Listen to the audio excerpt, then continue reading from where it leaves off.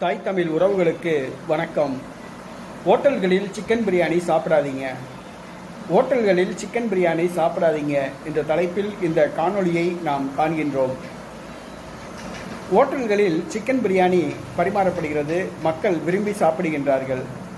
வீட்டில் தயாரிப்பதை விட நன்றாக சுவையாக இருக்கும் என்று வாங்கி சாப்பிடுகிறார்கள். ஆனால் உயிருக்கு ஆபத்து ஏற்படுகிறது. என்னவென்று சொன்னால், பிராய்லர் கோழிக்கறிகளை தான் அவர்கள் சிக்கன் பிரியாணிக்கு பயன்படுத்துகிறார்கள்.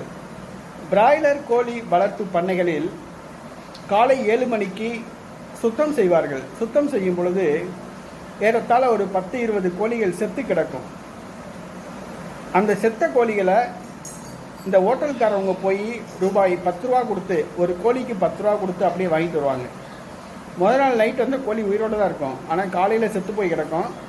செத்துப்போன அந்த 10-20 கோழிகளை ஒரு கோழிக்கு 10 ரூபா மாதிரி கொடுத்து வாங்கிட்டு வராங்க. வாங்கிட்டு வந்து இவங்க க்ளீன் பண்ணி சிக்கன் பிரியாணி, சிக்கன் குழம்பு, சிக்கன் 65 தயாரித்து உணவகங்களில் பயன்படுத்துகிறாங்க.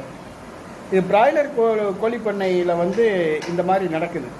அதனால் செத்துப்போன கோழிகளை, என்ன வியாதி வந்து செத்துச்சுன்னு சொல்ல முடியாது, செத்துப்போன கோழிகளை கொண்டு இவங்க வந்து சிக்கன் பிரியாணி, சிக்கன் குழம்பு, சிக்கன் சுக்கா, சிக்கன் 65 தயாரித்து விற்கிறாங்க. இது மிகவும் உயிருக்கு ஆபத்து ஏற்படுத்தக்கூடிய ஒரு சூழல் ஏற்பட்டுள்ளது.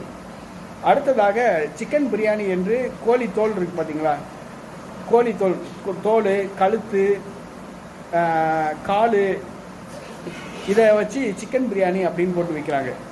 கோழி கழுத்துலாம் சாப்பிடக்கூடாது அப்படின்னு சொல்கிறாங்க. நிறைய பேர் மருத்துவர்கள் சொல்கிறாங்க கோழி கழுத்து சாப்பிடக்கூடாது அப்படின்ட்டு.